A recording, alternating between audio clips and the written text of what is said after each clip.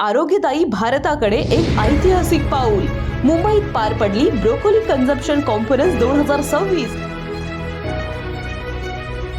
Of course, it's impressive. It's first point to play for me to join this kind of event in India.